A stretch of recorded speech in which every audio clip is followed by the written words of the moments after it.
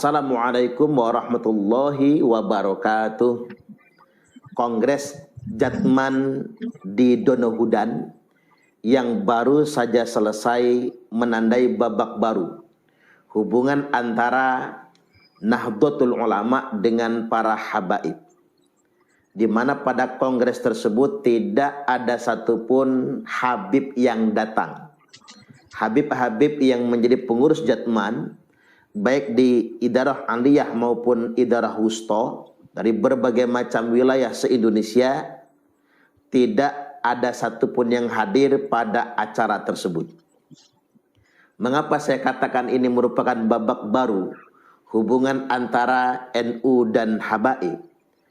Karena selama ini habaib yang telah mengklaim diri mereka sebagai keturunan Nabi dan mereka mendapati pasar di kalangan Nahdlatul Ulama, di mana rata-rata orang NU memang menganggap para habaib merupakan keturunan Nabi.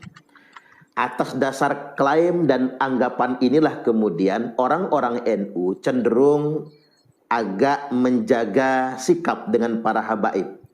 Walaupun perilaku habaib kurang berkenan, mereka sungkan untuk memberikan kritik langsung dengan alasan takut kualat, dikarenakan mereka adalah keturunan Nabi, katanya sedemikian rupa. Nah, hari ini di abad kedua Nahdlatul Ulama kita mendapati kesan baru dan suasana baru, di mana memang pengaruh klaim habaib sebagai anak cucu Nabi sudah banyak tereduksi di kalangan Nahdlatul Ulama. Dalam tanda kutip, tampaknya para ulama-ulama di NU dan warga Nahdliyin sudah tidak percaya lagi bahwasanya habaib merupakan keturunan Nabi.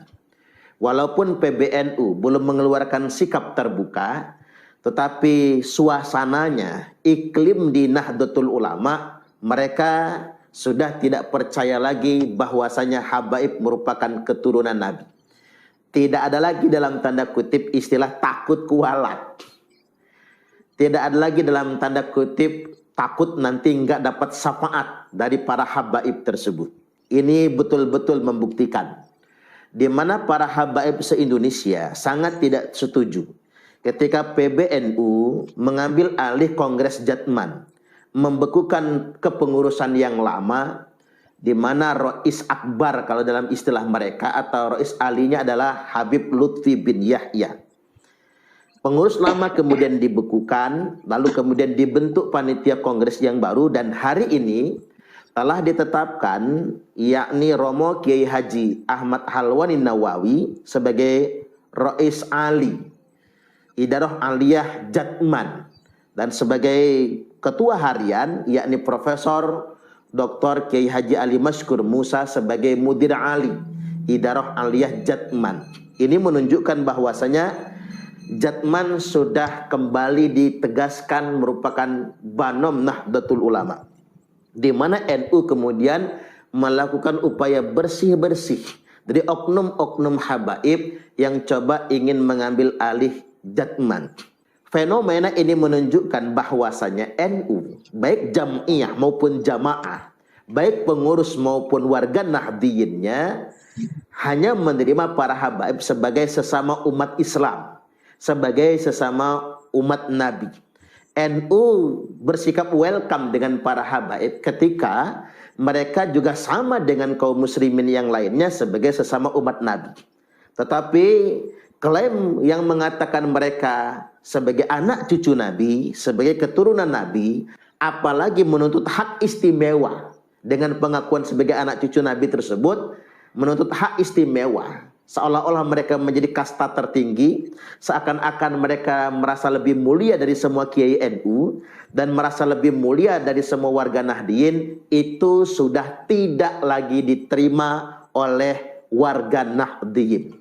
Saya ulangi sekali lagi, klaim para habaib yang ngaku-ngaku sebagai anak cucu Nabi, lantas kemudian mendudukkan kasta mereka lebih tinggi daripada kiai-kiai NU maupun warga Nahdliyin di Indonesia ini, sesuatu yang sudah tidak bisa lagi diterima oleh masyarakat Nahdliyin. Ini sudah membuktikan di mana Pengaruh Lutfi bin Yahya di Jatman sama sekali sudah diabaikan oleh PBNU. Artinya PBNU nggak takut kualat sama habaib. Masyarakat Nahdien hari ini sudah nggak takut kualat dengan habaib. Karena mengapa? Karena mereka semua sadar habaib hanyalah umat Islam biasa. Sama seperti kita. Habaib bukan ahlul bait Nabi. Mereka bukan zuriat Nabi. Klaim-klaim tersebut di abad kedua Nahdlatul Ulama ini sudah mulai tereduksi. Bahkan suatu hari nanti akan habis sama sekali. Inilah gerakan masif dari para kiai-kiai NU. Mereka memang tidak pernah bersuara vokal di media sosial atau di panggung-panggung ceramah untuk mengatakan habaib bukan keturunan Nabi.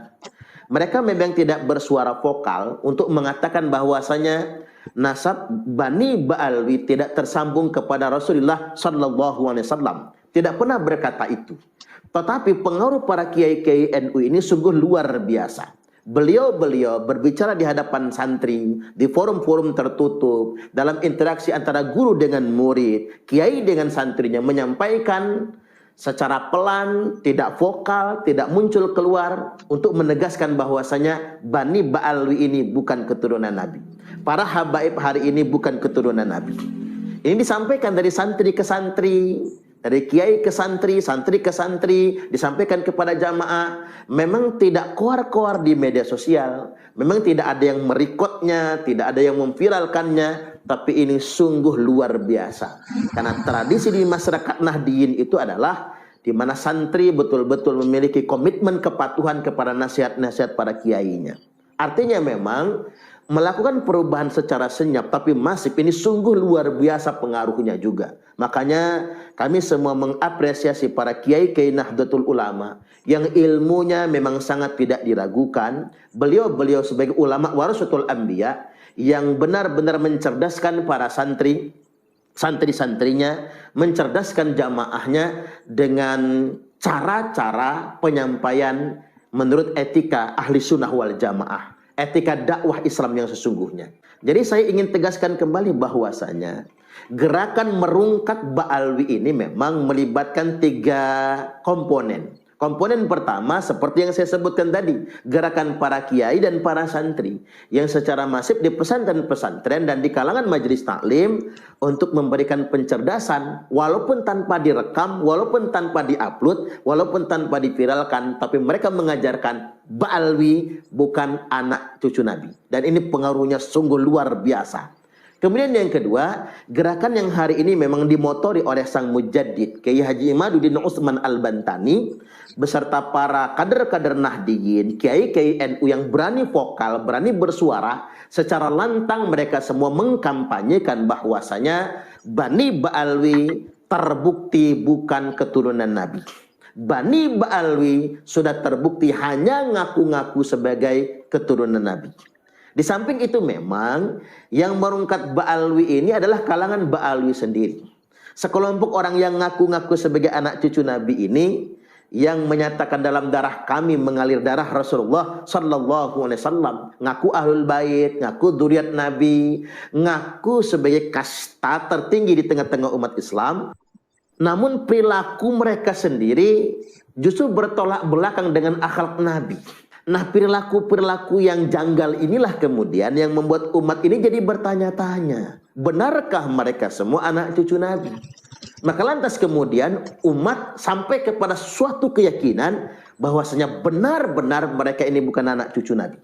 Jadi cukup dengan melihat perilaku para habaib, oknum-oknum habaib yang bertentangan dengan akhlak Islami, bertentangan dengan akhlak Nabi Sallallahu Alaihi Wasallam, sudah cukup membuktikan bagi umat kalau memang mereka bukan anak cucu Nabi. Logikanya sederhana.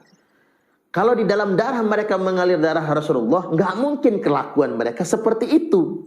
Maka menurut saya yang mempercepat rungkatnya pengakuan Ba'alwi sebagai anak cucu Nabi adalah perilaku anak-anak Ba'alwi itu sendiri yang memang tidak pantas untuk dikatakan sebagai keturunan Nabi Sallallahu Alaihi Wasallam. Terus berjuang. Apa yang kita lakukan hari ini adalah dalam rangka menjaga kemuliaan nasab suci Rasulullah Sallallahu Alaihi Wasallam.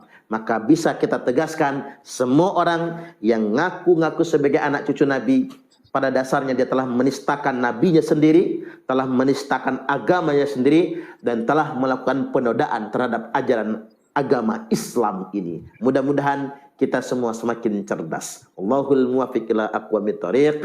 Wassalamualaikum warahmatullahi wabarakatuh.